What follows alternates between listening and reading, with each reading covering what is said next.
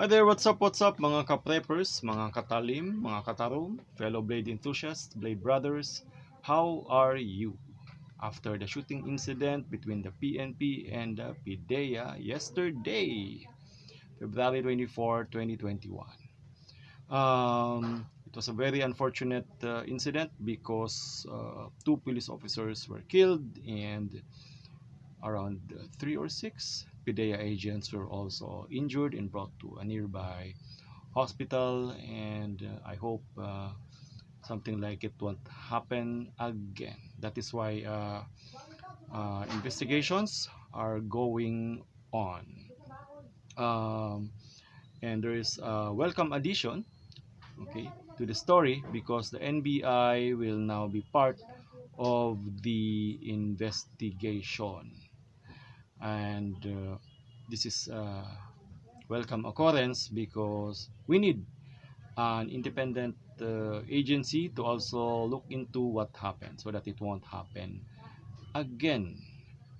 Um, we're not saying that the PNP and the PDEA won't be objective on their investigation. We're just saying that it's better that we have, more agencies, participating, so that we'll have a clearer view as to what really happened.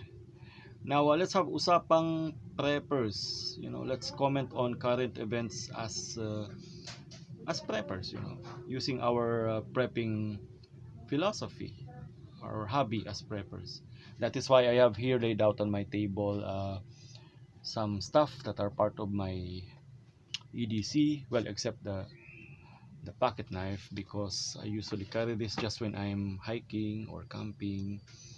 And for dramatic effect and for production value, I also have here spent casing of 45 caliber and 9mm caliber pistols. I got this from my friends who are in the service, military service and police service. So I got this from them. All right, now the question now is, what are we to do when we are caught in crossfire, or the situation where there are two parties having a gunfight, and we are caught in between. Let me share an experience when I was a young boy related to this. My uncle was a police officer. Well, when he was alive, he was still alive.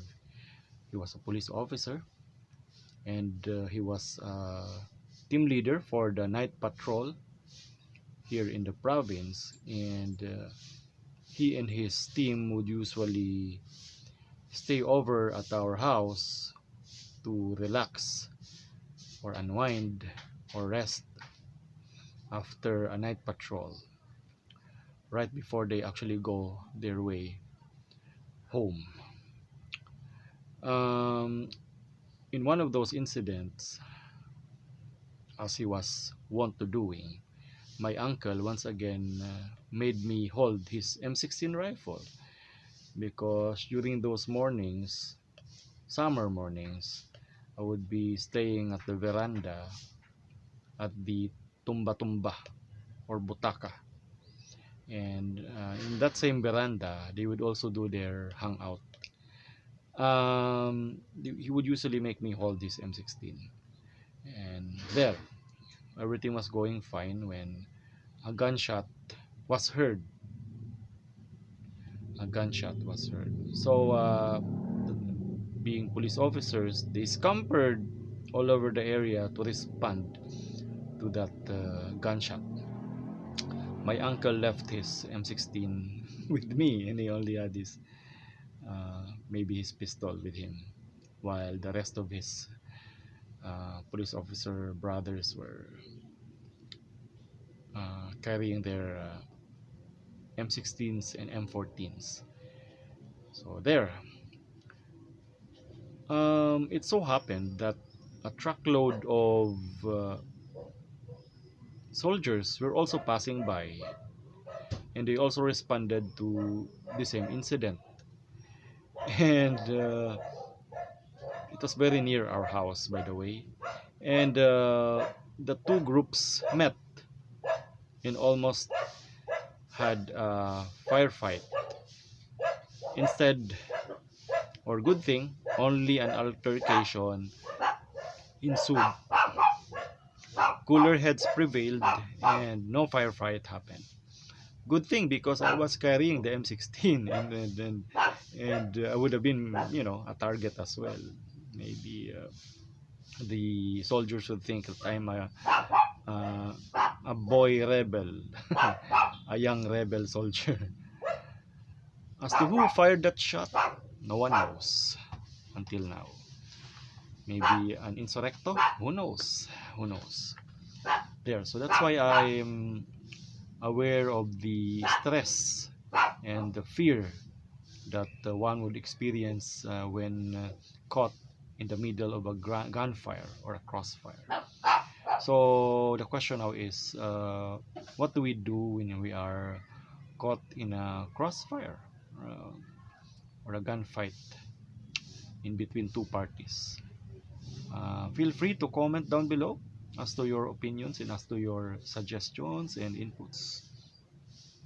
As for me, I will also share my inputs, and let's start. Well, first, right at that moment, turn on your situational awareness. Okay, observe. It's very important because you have to try to know how many are the active shooters, where are they coming from, are they government agents, or are they civilians, or are they apparently offenders and criminals, robbers. You have to know. This is important because when you get down, which is our next item, get down, and clear away. Get down, find a place to hide. Okay, when you get down, you know, you stay there, and using your situational awareness, know if you are in a safe place or not, because you might need to move away. Um, so unless it is clear to move, however, stay there and don't attract attention, because if you scamper away, you will attract attention and you might end up as a kind of a target. Um, that's our second item. So get down, and unless it is clear to move, stay there and don't attract attention. That's our third item. Fourth, cooperate with the active shooter. Don't draw on the drop. So if you see the active shooter, cooperate, follow his orders, and don't draw on the drop. If you have a weapon, a knife, don't be a hero. Don't fight back anymore. Especially if the gun is pointed at you already. Even if you also have a gun. For example, you are a police officer even, or for example, you are a person with license to own a firearm, or you have permit to carry. Don't draw on the drop, because it only happens in the movies wherein the protagonist is already at gunpoint and would still get the better of the situation. That only happens in the movies. So don't try to do that in real life. So don't fight back unless you have clear chance and have already assessed the situation. And don't be an onlooker. Don't be an onlooker. You're not watching a boxing bout. So wag makiosyoso. Bullets could come out of nowhere, from everywhere. So there, that's our inputs.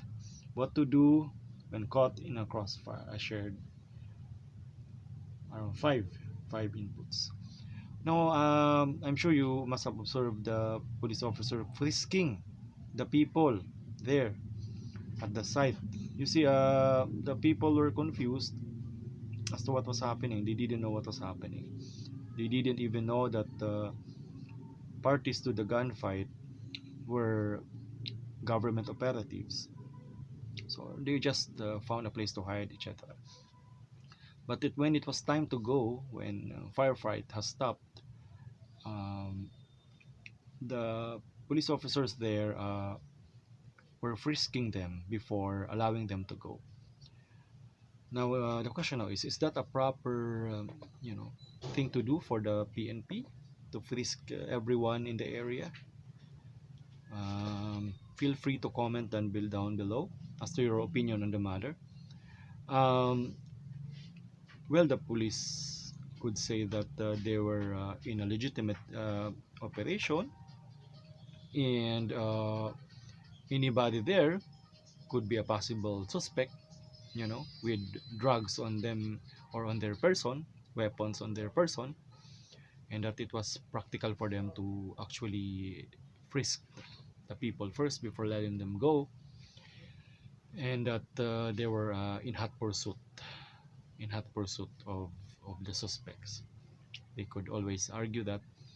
But what if you are one of the preppers and you got frisked and your spider co, your expensive knife gets confiscated, etc., or worse, a case is filed against you. The question now is, would the evidence be admissible in court? Would the evidence be admissible? Again, please comment down below as to what you think about it. Will it be admissible? You see, under our law, please consult a lawyer as to this if you are involved in a real situation. But academically, uh, if you think about it, stop and frisk is only proper when the person is in the act of committing a crime, or has just committed a crime and the officer has personal knowledge that a crime was committed and that person probably committed the crime. That person. In this particular case, um, it wasn't really clear if there was a crime being committed at that time. In fact, they ended up in a gunfight with each other, the PNP and the PDEA. So maybe the drug pushers were in the area, maybe not. So we really didn't know. And I don't know if they were aware who were their targets. Who were their targets? I'm not sure, but I'm pretty sure the public, can't be assumed to be their targets. And that's why it won't be proper to frisk them in that regard. Maybe before, during the martial law era, it was proper, it was allowed. But now, you can only frisk a person if you are carrying a warrant, and as an incident to a lawful arrest, or the search or the frisk is incidental to a lawful arrest. So maybe that's a proper time for you to do stop and frisk. So in that scenario, you know who was committing the crime, what crime was being committed, and you cannot argue hot pursuit, because in hot pursuit there was already a commotion, and you pursue the person and the person gets in a private dwelling, and even if you have no warrant, you can actually get in the dwelling to do to arrest the person. That's the essence of hot pursuit. So there, that's my answer to that. Maybe you are not in agreement or you are in agreement. Please comment down below. Right there. Okay, we're done. Thank you, and please like, subscribe, comment, share. Um, Remember, the pen is mightier with the sword. Jason here for the Hagbayon channel and TMS Talks. Thank you.